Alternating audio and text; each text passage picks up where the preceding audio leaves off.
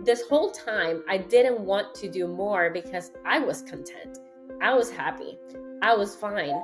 But I was being an obstacle to the blessings that maybe God wanted to send to other people through me, right? And so, how am I so selfish and egocentric that I think that my well being is more important than whatever I can do for others? Hey, what's going on, everybody? And welcome to season 2 of Legacy's Journey $1 Million Agencies, where we talk about creating what outlives you. I'm your host, Cameron Williams, owner of Kinley Consulting, where we focus on strategic financial growth for marketing agencies so that they can live the dream life they deserve and not be a slave to their business. And we do that through consulting and CFO services. Now, this is season 2. And I tell y'all, we always looking for the best, the brightest young minds out here.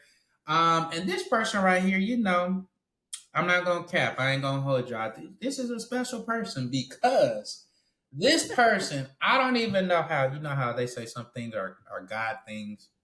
I don't even know how it happened, but all I know is this person got me fly out to a foreign country to meet them, and ever since then, we've been connected.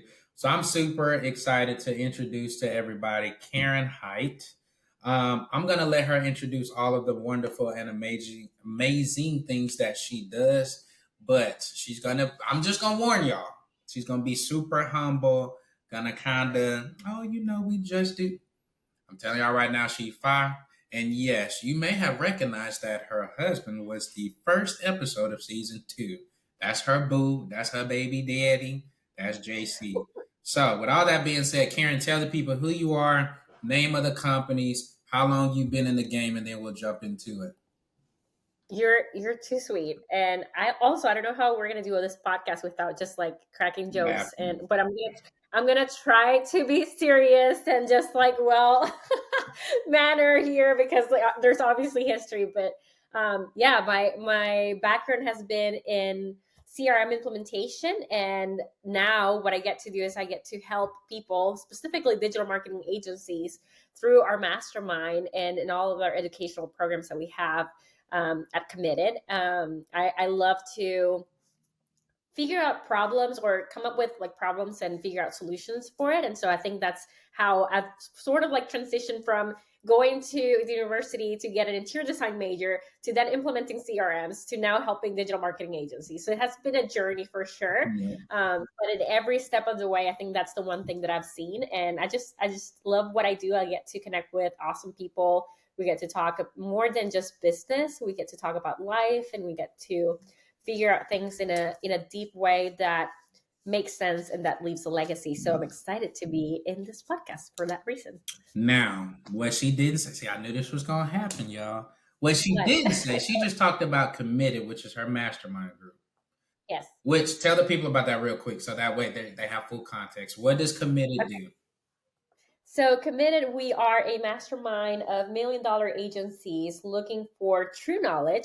A few ways how we do it. We meet on a quarterly basis. We have this awesome events to- targeting specific problems or topics. The next one coming up is going to be on retention. We also have our mentor, John Maxwell, who's actually meeting with us on a virtual basis to help us on the leadership side, because obviously we cannot lead others unless we are leading ourselves correctly. And last but not least, we have concierge, which is one of my favorite benefits in Committed. And I think Cameron, maybe you can talk a little bit about that because you use it. You actually use it. I So, sure um, do each and every week. but concierge is, I think, like one of the main differences we have in comparison to other masterminds out there. A lot of them are so great and amazing, but I think concierge really sets the tone for who we are, and who we are. Just we want to be very intentional about the growth that our members have, whether it's on a financial basis or strategic basis, or sometimes on a personal basis. A lot of the conversations that we have are not just about business; they're about how can business lead me to be the person, the parent, the husband, whatever it is that I want to be, and what I want to leave behind. So yeah, we get to do that, and I get to lead our team and everybody inside of the group. Okay. So that's one thing. By the way, It's one y'all, thing. I am starving. So I'm going to be eating.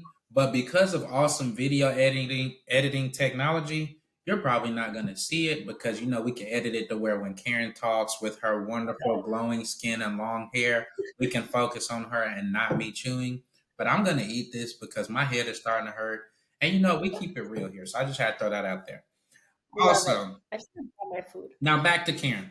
All right, so what she told y'all was committed. That's the mastermind. She didn't tell you about Hype Digital, that that CRM piece that she built for the whole entire company and franchise. She just left that out. The Inc. 5000 company, 2 or 3 years in a row now. She just left that out. So Absolutely. Well, that's actually how we started. Funny enough, I don't know. I haven't listened to JC's episode. I don't know if it's out yet. But we started working in an agency before we started our own, and right there, what I was doing was actually the person implementing the CRM, moving them from HubSpot to Salesforce. And so when I left that, it was very interesting when we started our own agency. That's actually the first thing that I did. We implemented Salesforce for Hite Digital from day one. So I think we had maybe like a couple of clients that came from a social media package that I was doing on a side. It was my side hustle. That's actually how Hite started. I was doing a side hustle, calling people at night, just trying to get clients while I was the implementation person for this other agency. And one day we decided, I'm sure JC probably talked about this story, but one day we decided that we needed to start our own business. And we just moved, I guess, those clients that I had and transitioned them under JC. And he definitely took it from there and ran with it. And now we have what we are today at Hite. We have over 150 team members. We've been very blessed with a lot of success in terms of growth, also blessed with a lot of like great relationships, a lot of amazing experiences. We've launched at our event Committed, which is where I sort of like twisted Cameron's arm to come with him, with his baby and his wife, and that's exactly where we met. What are you gonna say? you did do that because when I tell you I I did do was so nervous, I was like, this is either about to be the greatest thing in my life or the biggest scam. or the worst. It's one of the two. It's not. It's no in between here. He always comes with this like negative. Just kidding. No, Cameron's not negative. But when you go on a trip with him, he has this face when he's about to go into an adventure. He has this face, the one that he's doing right now. If somebody's editing this video, please make sure to put Cameron's face right now. And he loves it at the end. So like he's happy, and then he wants to come back and live in the country for like 6 months. We're gonna get into that in a little bit. There's baggage here, guys. So like you came into a podcast of two friends just talking about all this stuff, getting all the trash out. Yes, I did take that leap, but it was a good one. See, that's why it's important to pray because I was like, Lord, I don't want to get scammed. Please let this lady be a real person. Oh my gosh. And It's so funny because we connected, I think, over it was you on made a post. Messenger. You made a post about going to events, and somebody, I don't know if somebody tagged It me. I was don't know like how we three did. or four people was like, oh, you should check out Karen Hite. They're doing an event called the Commitment Summit.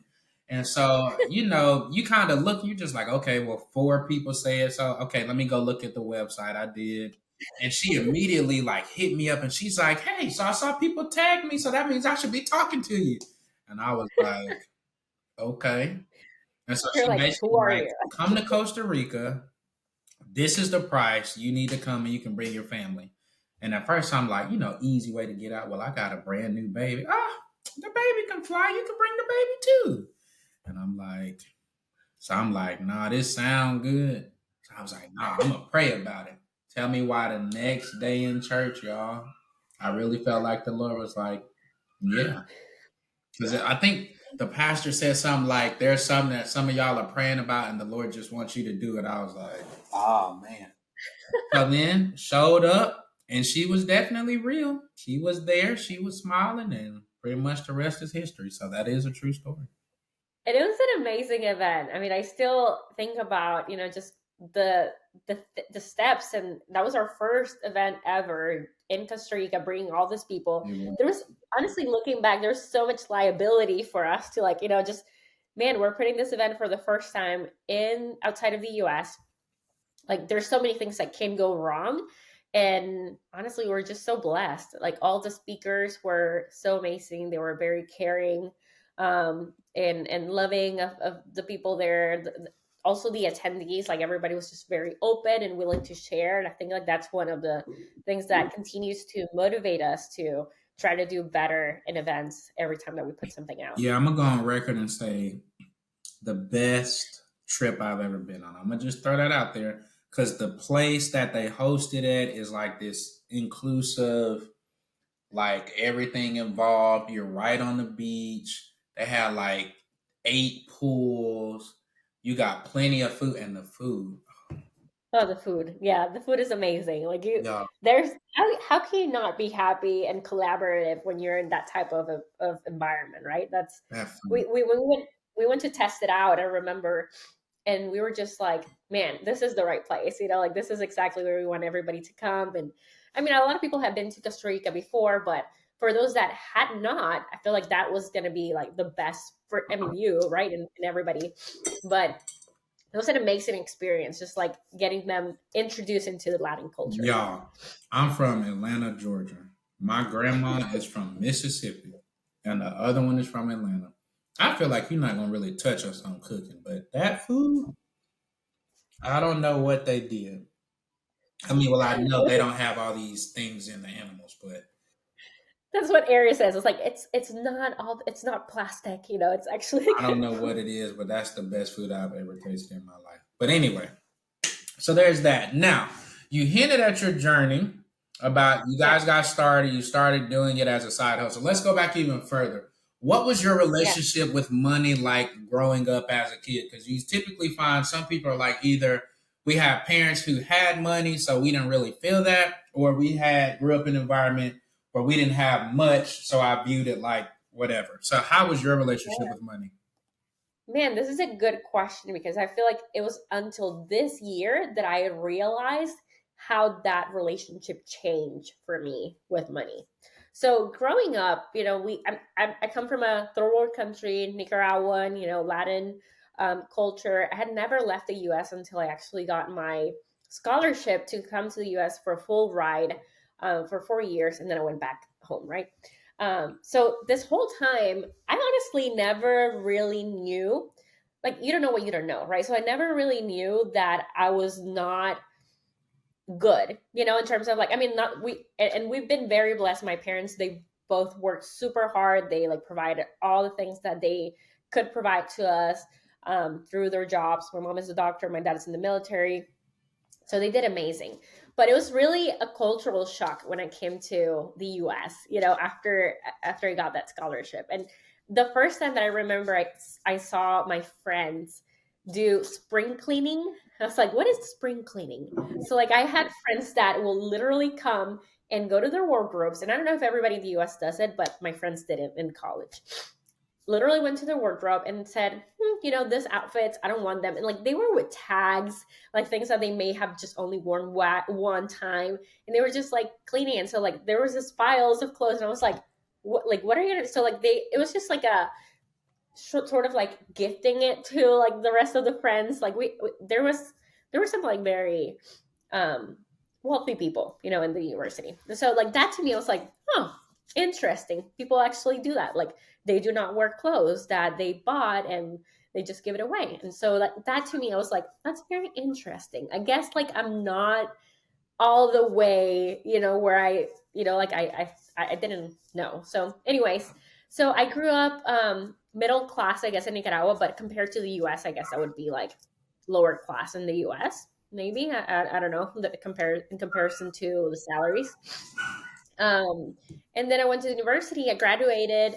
My first job, I was making $300 after graduating from the university here in the U.S.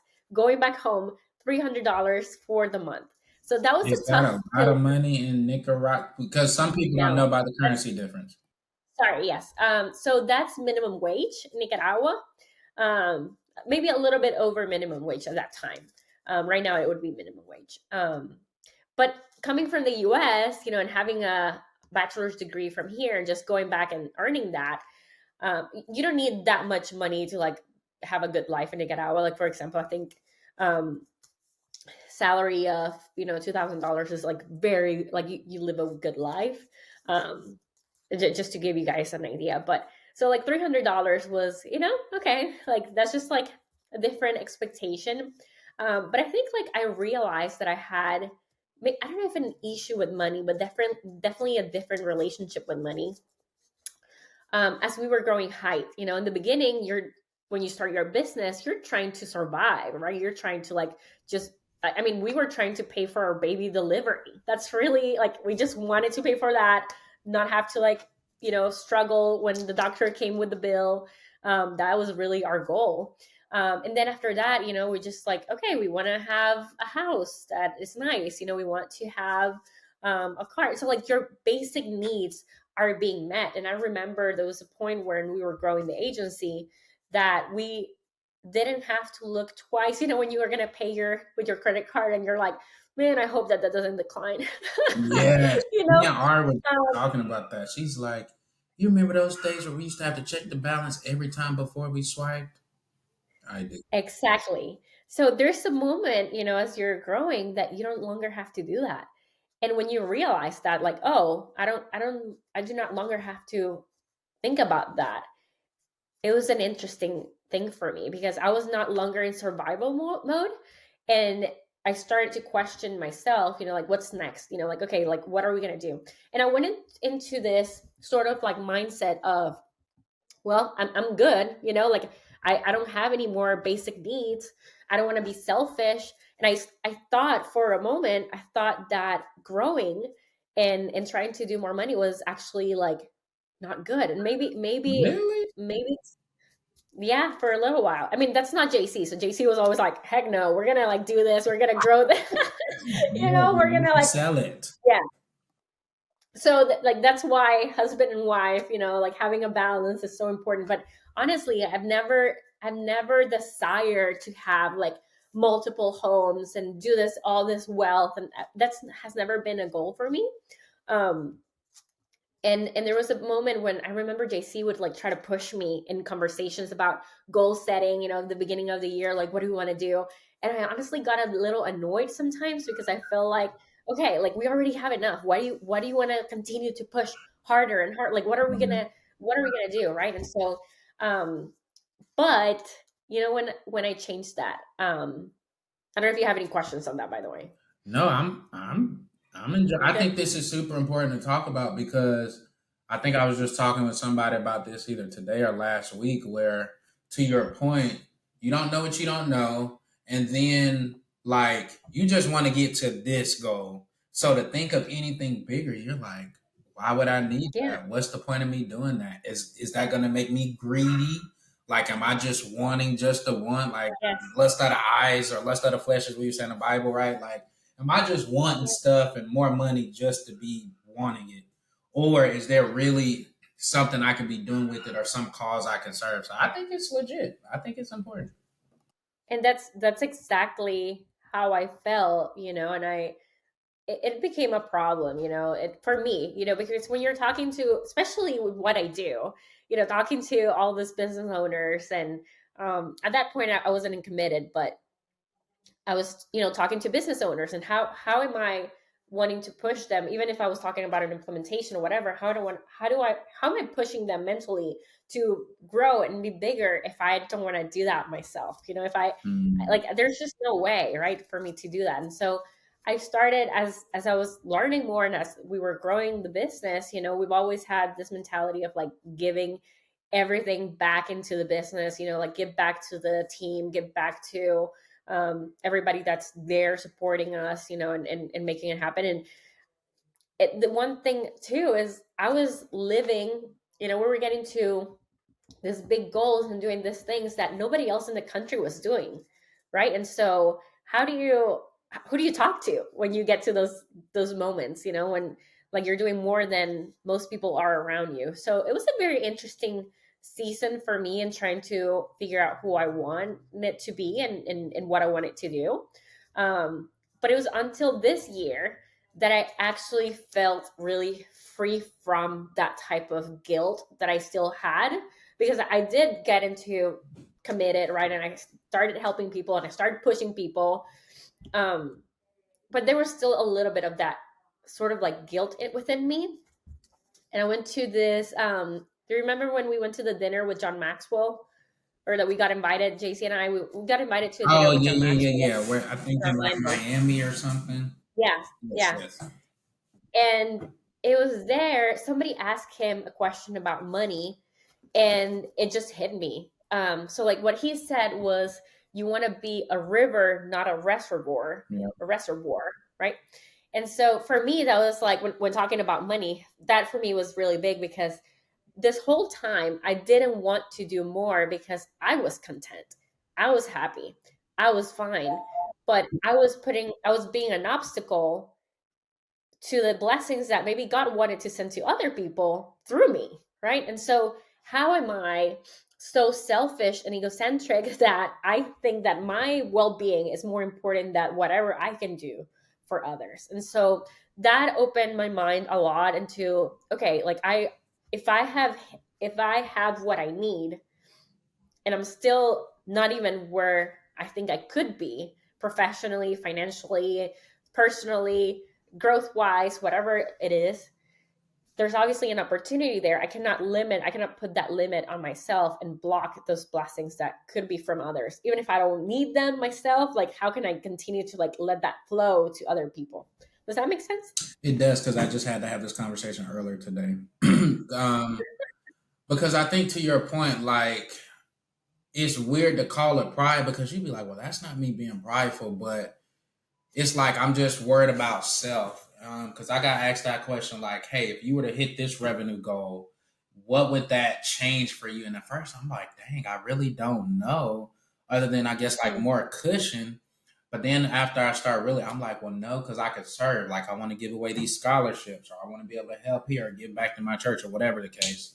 yeah. So when you think about it like that, as I'm more of a conduit, well, and I do know because it's in scripture, that there are certain people that God blesses to be able to handle and steward wealth well.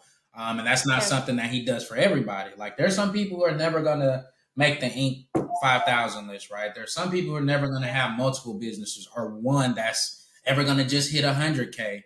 So to your point, I think it's like, dang, God, I wasn't trying to disrespect or like devalue the natural gifts that you gave me, but we don't think about it like that until, like you're saying, we get around other people who are on those similar paths. So I think that was a wonderful, wonderful story to share. Yeah. But can you believe that it was until now, like I mean, we've hit the N 5000 list twice already, and like it was until this year that I realized that. So like that I'm made me not think also. surprised because I think, like, it's like I was telling Ari last week when we were doing some strategizing for 2024. You don't know what you don't know because if you've never been there, it's not like you were prepared. If somebody would have came to you 10 years ago and said, hey, you're going to have this super huge company that's going to employ over 150 people, you probably would have been like, What? huh?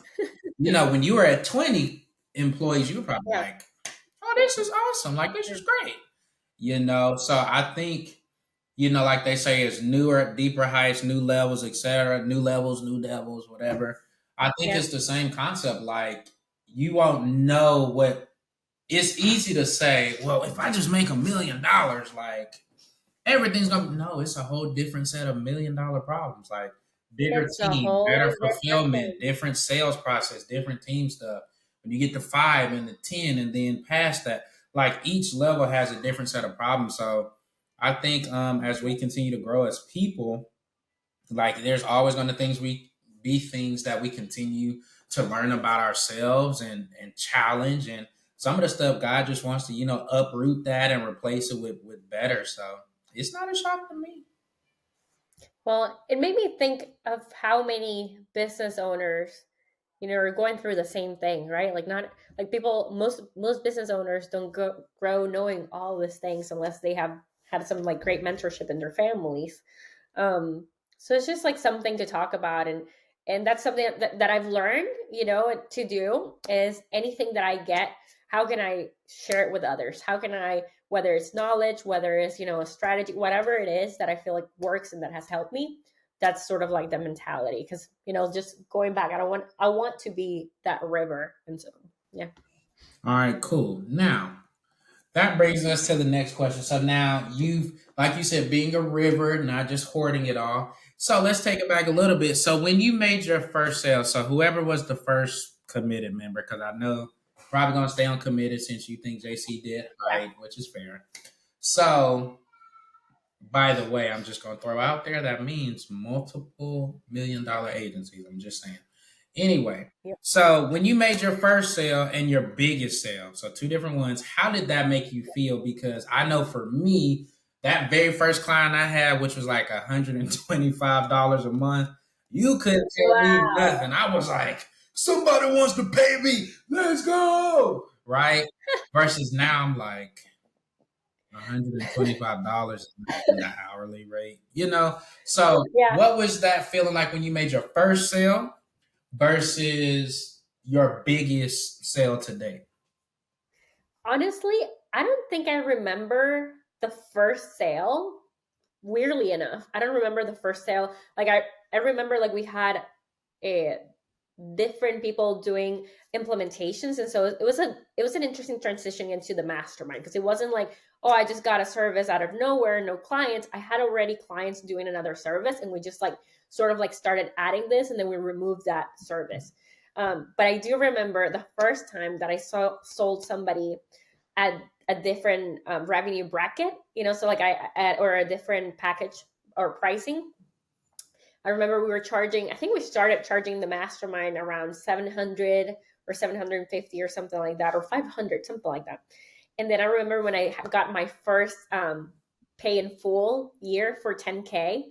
And I just remember, so funny, because thinking back, we had already grown height. So like all this like was already like done. But I personally had never charged somebody like paying me directly 10K. And so I remember when I had that conversation and I ended the phone, and he was like, well, I mean, like in the conversation, I was like, yeah, like let's do it. Obviously, like I want to be connected, blah, blah, blah. When I go to the masterminds, awesome. I ended up the phone, and I just like remember jumping out of my seat, and I was so excited. And JC looked at me like, "What's going on?" And I was like, "Somebody signed up for like 10K for the mastermind." And it like obviously he was at a different level, so he just looked at me like, "Oh, baby Karen," like type of thing. Like, "Oh, like you're so sweet," like you're just. But I was like, so, and I was like, "Oh my goodness!" Like, and like it's so funny because I was like, there, like this guy is just like really wanting to like come and like learn from us.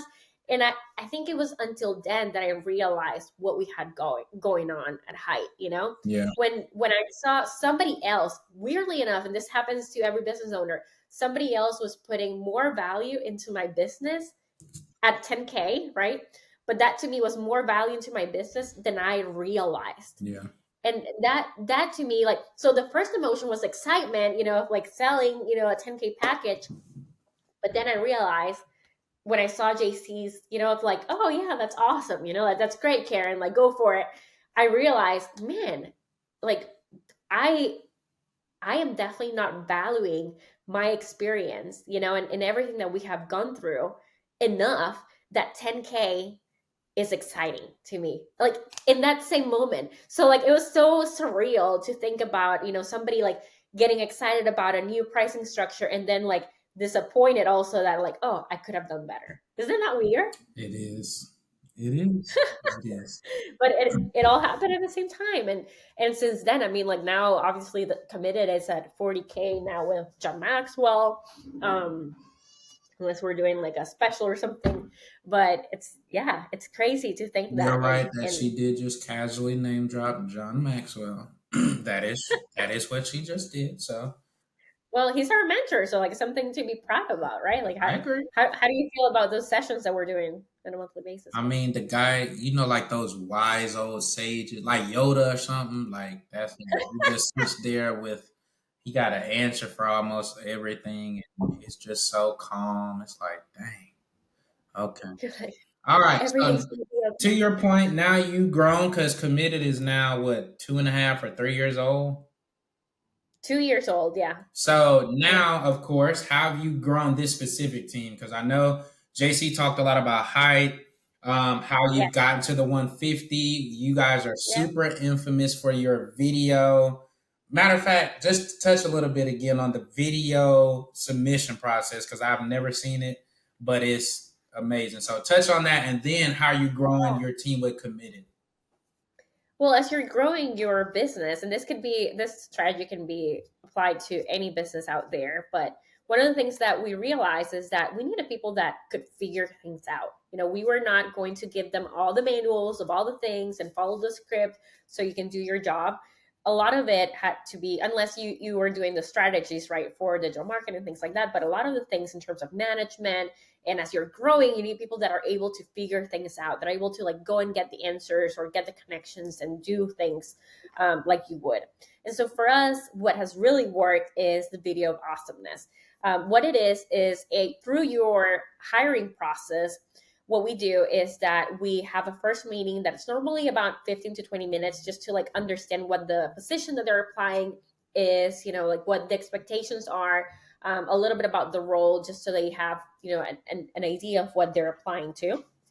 And then the immediate task after that first call is do a video of awesomeness. And what it is, we request the people that are applying for a job to provide 3 things that make them awesome and 3 things that makes Hite awesome, and they have to do a video. We don't give them any real guidelines. We don't give them a due date. We don't give them, you have to do it like this, or not that much guideline at all. All we say is you have to do a video, you have to submit it. It has to have those 2 major components. And what we have seen is very interesting, because we have some people that will make the video right in the car, just do it and send it. We have some other people that really put their effort behind it. And obviously, after a few years, people know when they're applying that, oh, okay, they're gonna check this video out. It's a major component of your hiring process. So the better you can do it, the better, obviously. But what we take into consideration is, okay, what do we really need for this role? So if it's a creative person, let's say like we're looking for somebody for the web design or just branding, like we expect a lot of that video, right? We want it to be, if not video wise, but at least like just graphics. Like we expect something there I to mean, it show their makes sense. creativity. You're gonna be doing marketing and branding. You need to be fancy. Exactly. Now, if it's like a Salesforce administrator, then we're okay with it being, a little bit low key. But the cool thing also is that you get to see people do something that they're not comfortable with, and that speaks a lot. How they carry themselves out. It's different than a normal interview where you just go and sit down and say how awesome you are. You sort of have to put a little bit more process, and you also get to see how much they know about the company. Did they do the research, and why do they think that they should be working there, and why Hite is the place for them to be at. So we have loved it. Honestly, if you don't complete that video, it's even better, because then that just like weeds out all the people that are just looking for jobs and not really looking to be part of Hite. So that has allowed us to find amazing people. And I think that that's one of the things that, if you see our team compared to a lot of the agencies out there, and that's probably why our team is like constantly getting like job offers and things like that, is just because they're amazing. I mean, like they really go above and beyond. Like it's rarely that I've seen anybody, if I have, that just does the basic in terms of like the levels of service that JC talks about, right? Like I don't think I have seen anybody that's just basic. They always try to do exceed expectations, surprise people, in how much they care for their jobs. And yeah, we're really proud of them. Okay. Okay. What about growing the committed team? Because that was a lot smaller, a lot more intimate. Yeah. Yeah. So that's it depends, I would say, on the growth of a business. Definitely depends on who's leading it. I like to be very efficient with the things that I do, right? And so, not that Hite is not efficient at all, but at Hite we have a big mission of creating jobs, right? So if there's something that I can do to generate another income for somebody, I will 100% do it. That's just like sort of the mission that we've had since we started. Now, with Committed, my goal has been how can we create an awesome, powerful team that can support all of these agencies and provide them anything that they need in regards to their growth, their strategies, and all of that, while including some of the strategies. Like, for example, Vanessa, we knew Vanessa from before working in another agency, so I knew exactly how she was like working with her, and I knew that that's exactly the personality that I wanted to work for our Committed member. Somebody that was, ready to get results for people or solutions for people. Somebody that was really caring about their well-being, and I think that's exactly what concierge is today.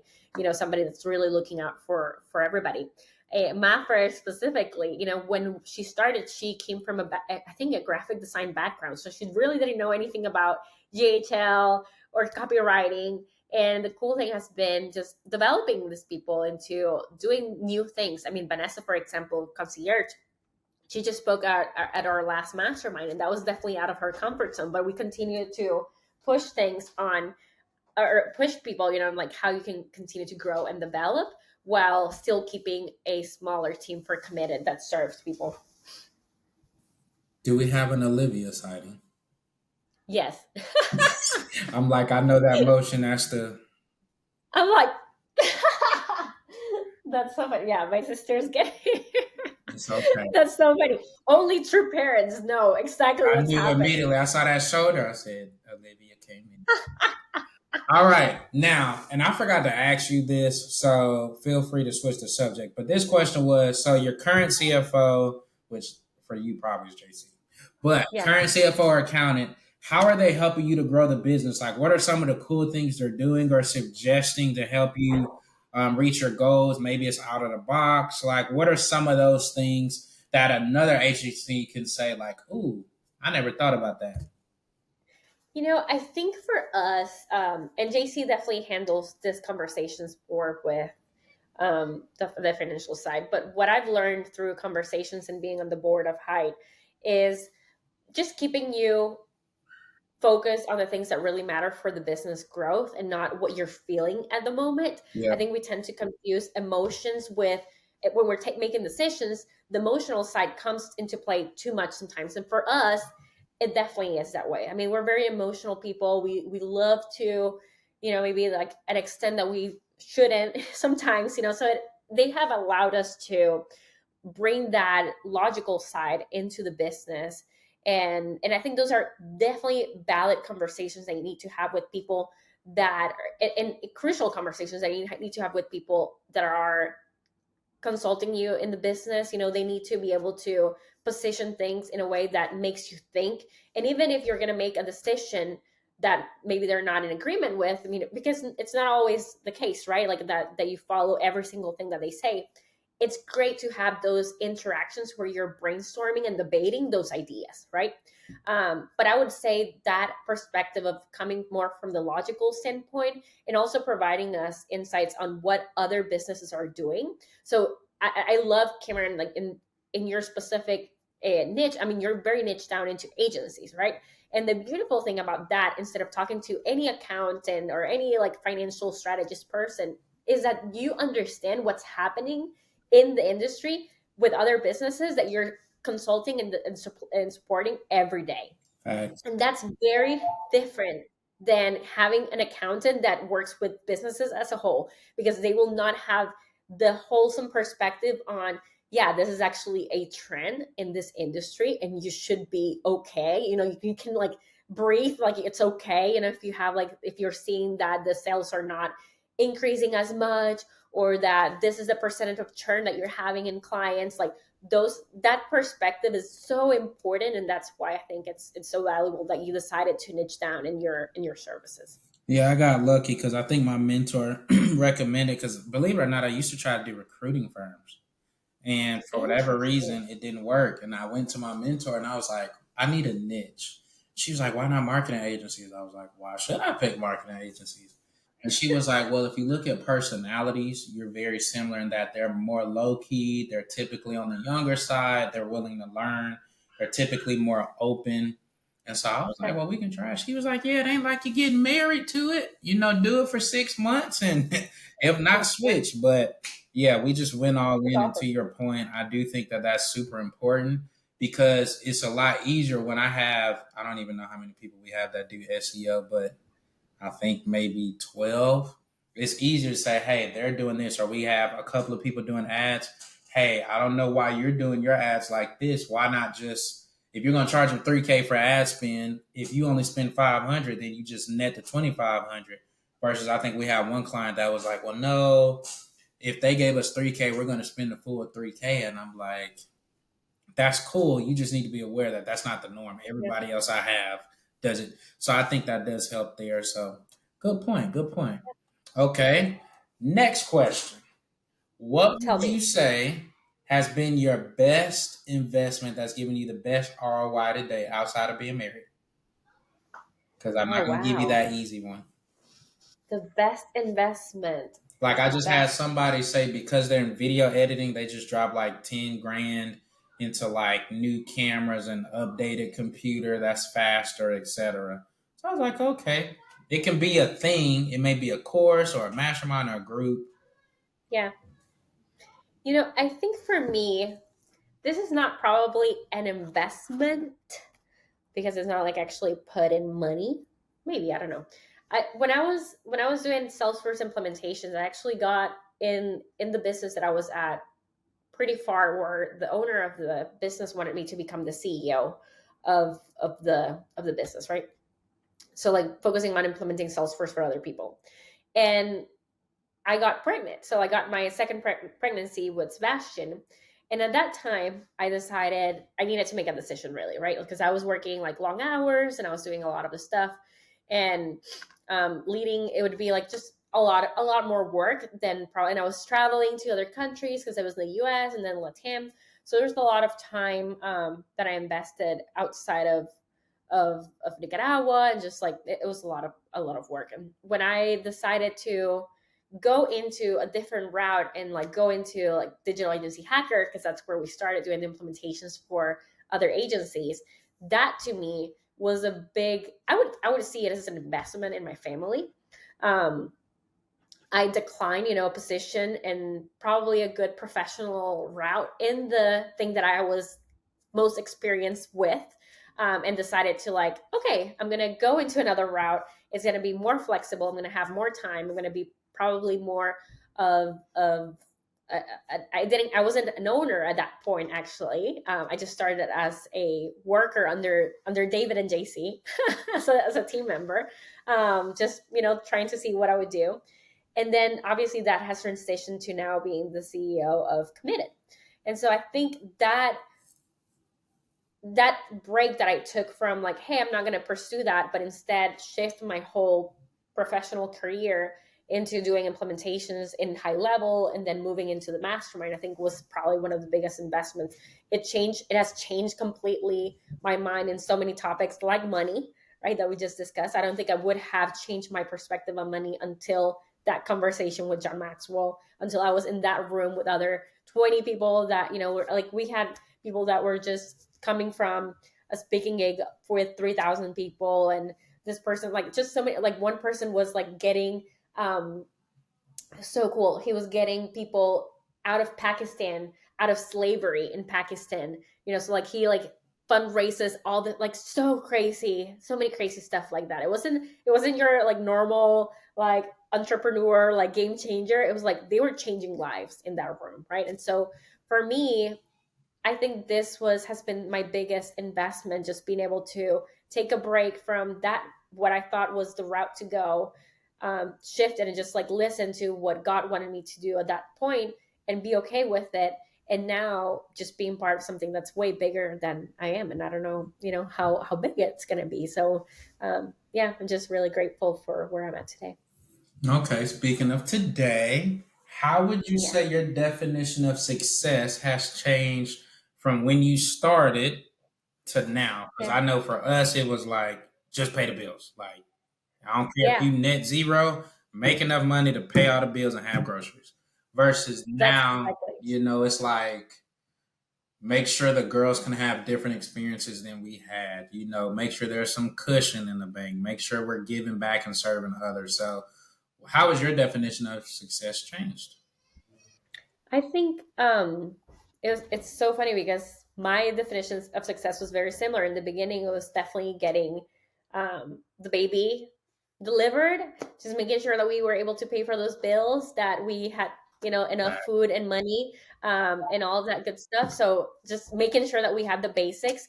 And then I think today, one thing that I we were talking about, like, what's the word of the year that you're going to have in 2024, and for me it's actually it being intentional.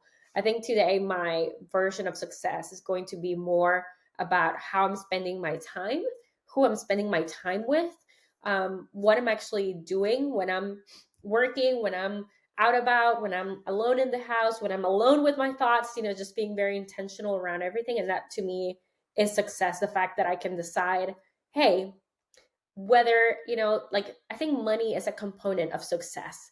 It's not success, right? It Ooh, has wait, to. wait, wait. Okay. That was a bar. Money is, say it again, is a It's a component. component of success, but it's not success, right? It helps you with whatever you define success to be. If success to you is to have your family well taken care of, money is going to have a percentage. There's going to be a value to that, a specific value. So when we're setting goals, right, like we need to define, and we did it in our intensive, what is the lifestyle that I want to live? What is the ideal lifestyle that I want to live? All the things that I want to do and give. There's a money amount to that, right? It's a component of that vision that we have, that image that we have. And I think that changes for everybody. We have often been so focused on hitting the $1 million mark for agencies, right? Like everybody wants to do that. And like, and even, sometimes when we're talking about committed, sometimes I wonder, like today I had a conversation with a potential person joining, and I catch myself when I was talking about the $1 million agencies, because I never want to put the human value under that revenue bracket. Does that make sense? Yep. Conversations are different for sure. It's not the same as talking to an agency owner that's just getting started than somebody that has like $1 million, 2 million. Like there's just that part there. We have a responsibility. I have a responsibility, but I never want to see agencies, or I never want to see myself filtering out people because of that revenue. I don't know. It's just something that I do not want to do that. I found myself thinking about that. Um, I want to make sure that the human component is always more. I want to be intentional about the people that I'm surrounding myself with and that I'm bringing to this community to be around other people. So, yeah, I think it has definitely changed. Before, it was just like, how can I meet my basic needs? And now it's, I want to have a peaceful, if there is peace, lifestyle. I want to make sure that I'm living the best life that I want to live, even when trouble is there, because trouble will happen in life. It's not like I'm talking about a peaceful, nothing will ever happen. But even through the storms, I am going to be at peace, knowing that I've set up my life to be intentionally driven and focused on the things that I want to have around me. That's smart. That was such an eloquent answer. Shout out to We'll Olivia. see. Shout out to Yeah, Olivia. she's like in here. She's like, hey. All right. Now let's kind of switch a little bit. So, okay, we Mhm. know that you got Bay.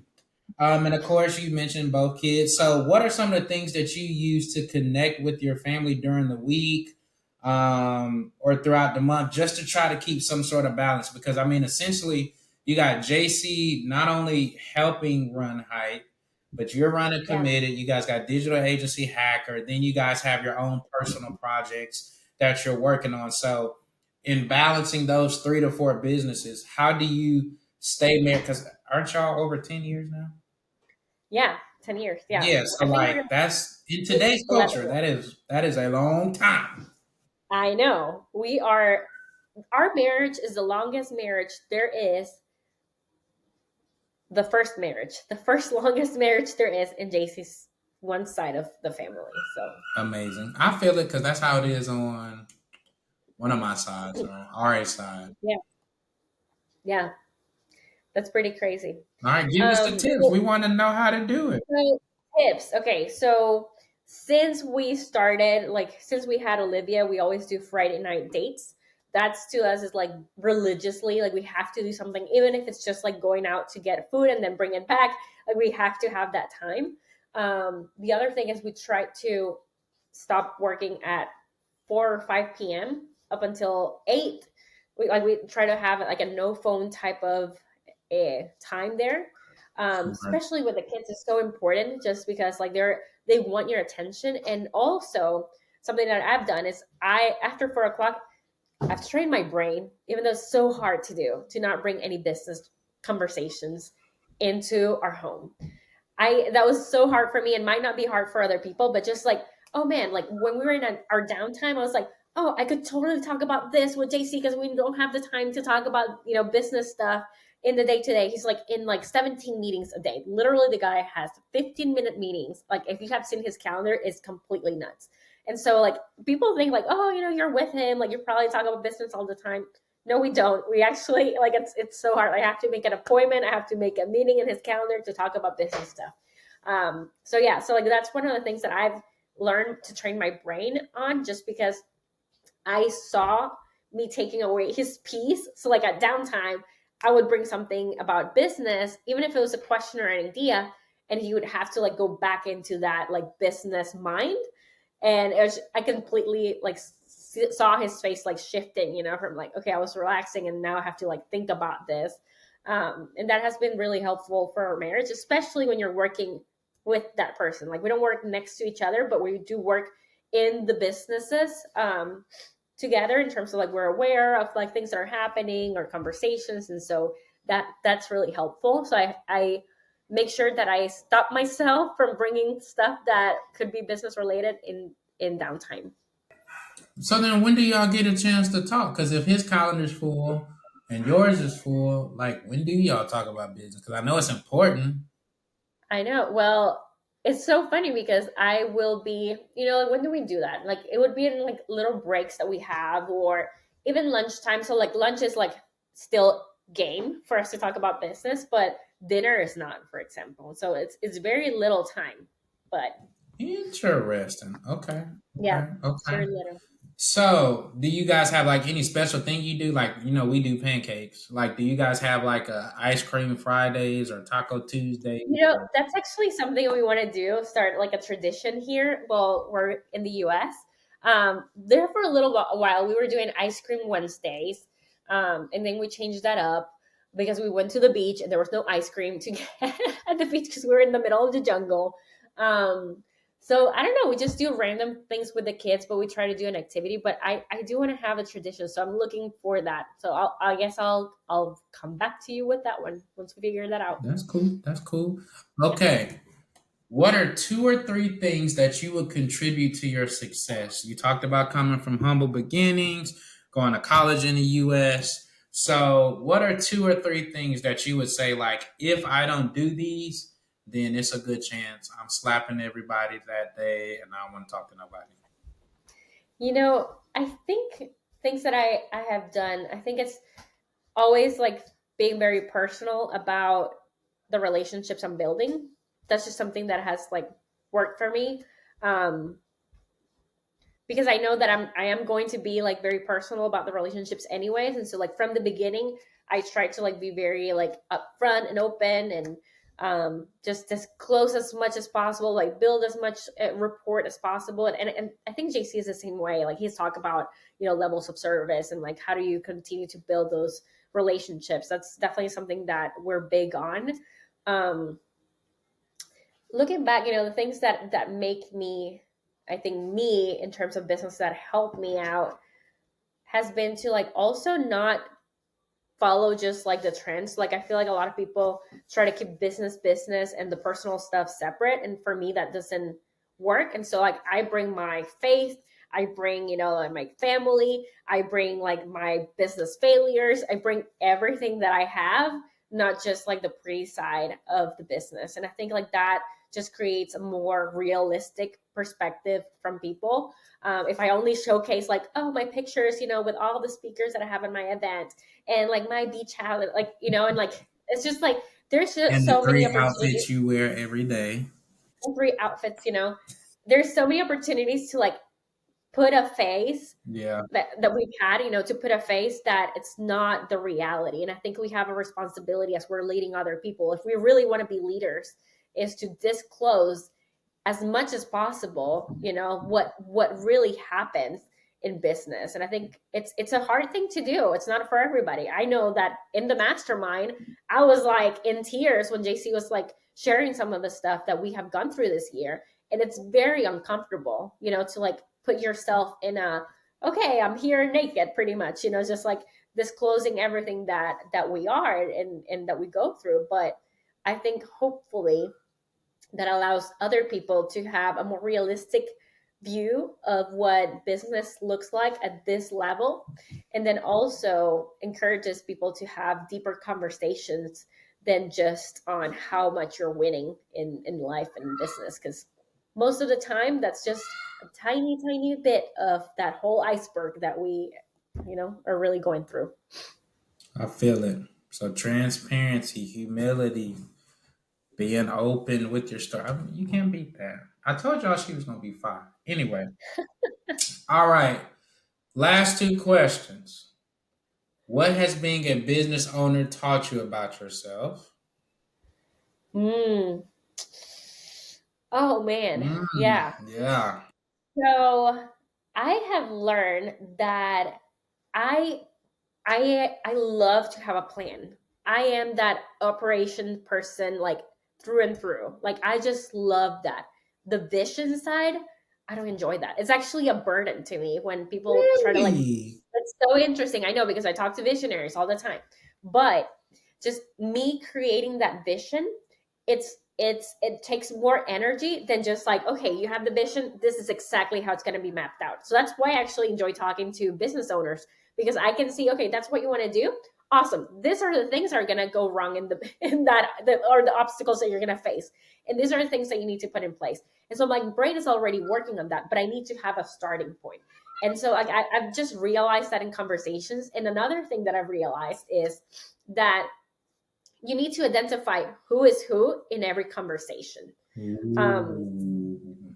so, and this goes in many areas of life, right? It can be from who is who in terms of like a visionary and operations. So, if you're talking to a visionary and you're an operations person, you need to be very clear on that communication. So, if they come with a vision, you cannot just go and shut it down, which is like the default um, just reaction that we have as operations. We're like, okay, how is that really going to happen or not, or the details? They don't have the details yet, right?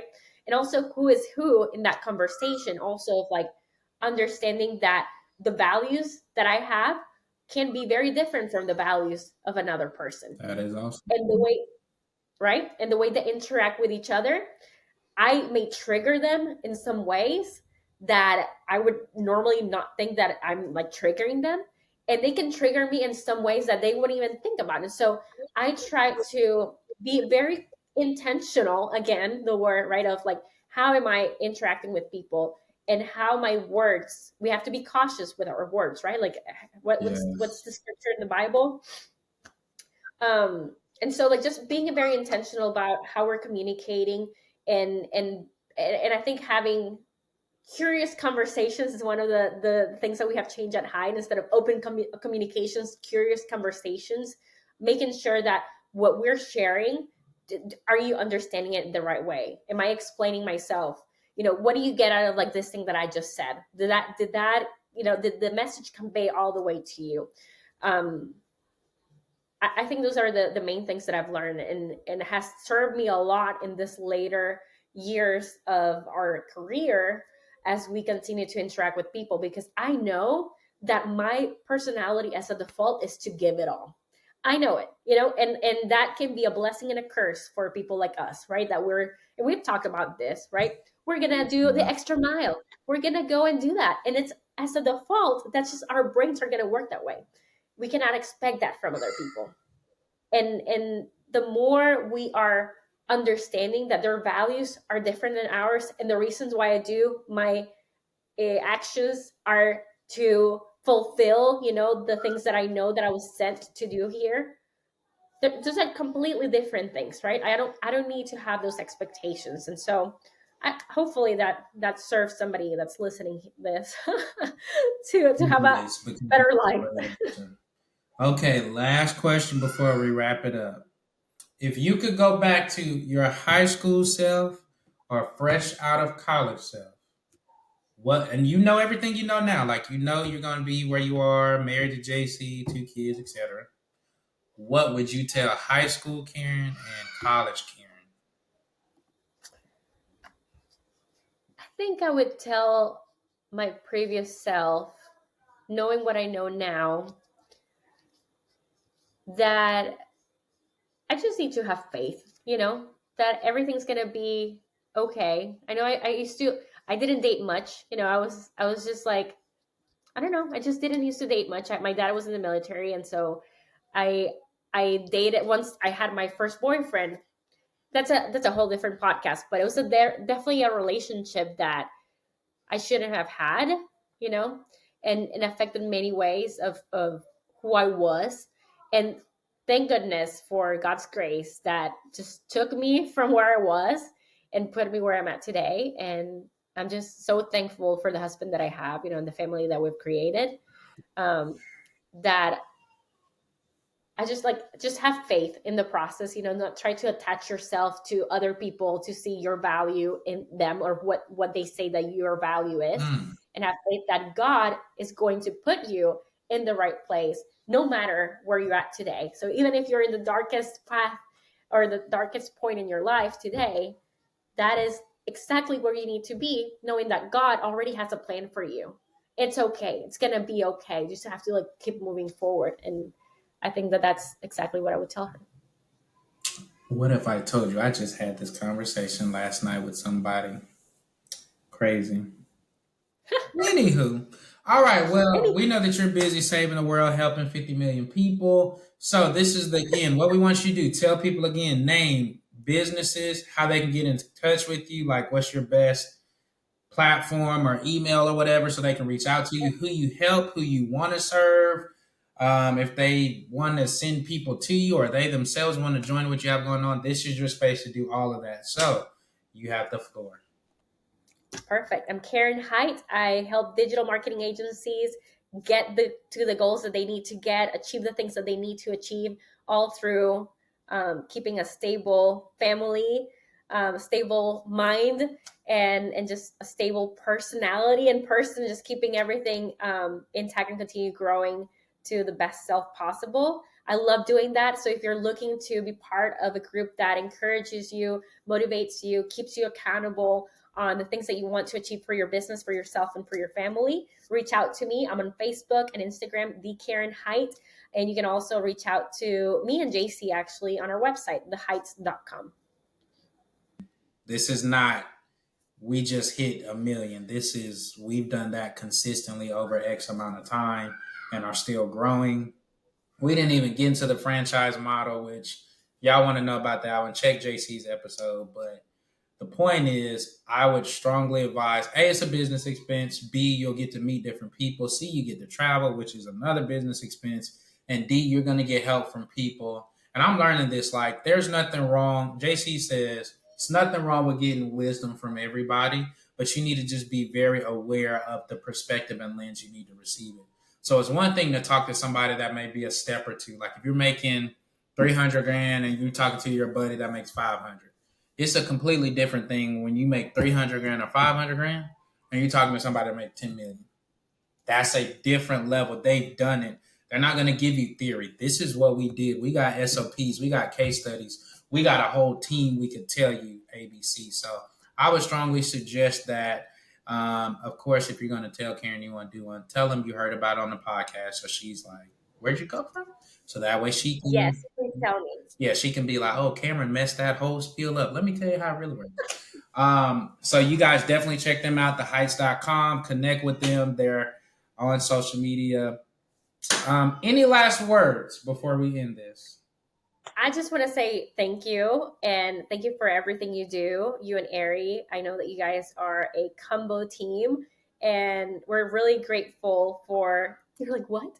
We're really This grateful was for supposed to you. be about you. How did we get to No, me? but I want to say this. We're really grateful for you and your family and everything that you do and how much you help agencies everywhere. This guy, just so you guys know, maybe he's going to cut me in the addition, but this guy goes the extra mile even before you hire him. So I just want to say this out here because that comes from a very good heart, and we have loved spending all the time that we've spent, and we look forward to spending more time together with you, Cameron. So Wasn't ready for it, but I'll allow it. All right. Well, again, this is season 2, y'all. I told y'all we're going to get the best, the biggest people we can find, all to give you guys more value. I mean, as you can see, like even in hearing some of the things about her journey, like that's what we want out of this podcast, to be able to share the journey, to show you it's not all jets and Maseratis and Lamborghinis and mansions. Like you have to go through these things and work through personal issues and change your view of money and redefine what success looks like and surround yourself with the right people in order to truly have that $1 million agency. That's the name of the podcast. So we are super thankful for you guys being here. Karen, thank you so much. Tell Olivia we said shout out to her. Tell JC we said what's up. Guys, until the next episode, everybody take care of yourselves. Thank you guys for listening. Make sure you share this, like it, leave some comments on your favorite part. Just share it, tag everybody who needs to hear it.